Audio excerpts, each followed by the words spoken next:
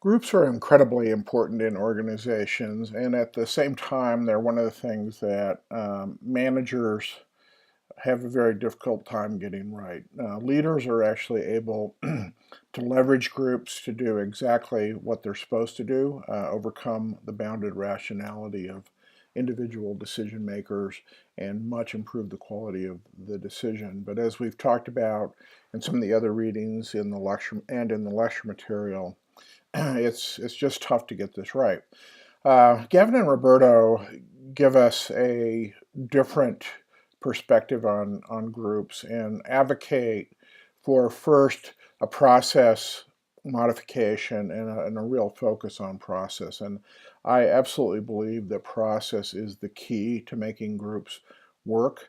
Not the smartness of the individuals, not the the ideas or the agenda. Agenda is maybe a way to manage process, but it's really understanding process and what's happening in the group. And Gavin and Roberto propose process modification that they call the inquiry approach versus the advocacy approach, and they kind of trace through, how it can be implemented. I think there are some heroic assumptions here. I'm not going to kid you about that. I think that the assumptions they make about implementation may well be true if it's the CEO making the decision. I'm not so clear that it's true if the decision is made at a level lower than the CEO. Implementation is not as easy and assured as they would like to assume. Their approach is modeled after Intel's constructive conflict process, which seeks to introduce diversity of thought and friction in the process so that ideas or proposals are very well considered, alternatives are generated. They also, in their perspective, explicitly address some implementation challenges and also the efficiency of the model, which is something people are always concerned about in group processes.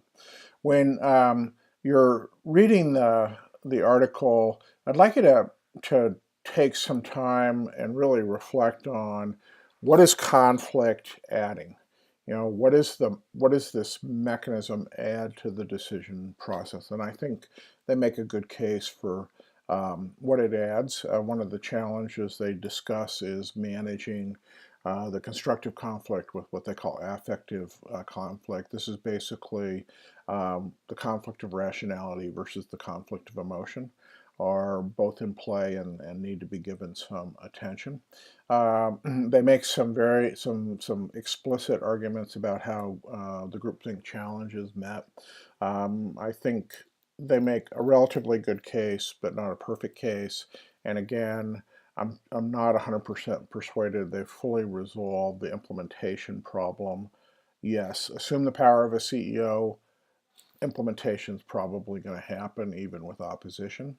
You don't have the power of the CEO. I think it's much more problematic. One of the things that I think is really one of the best parts of the article, and pay some attention to this, is their metrics for evaluating the quality of the process.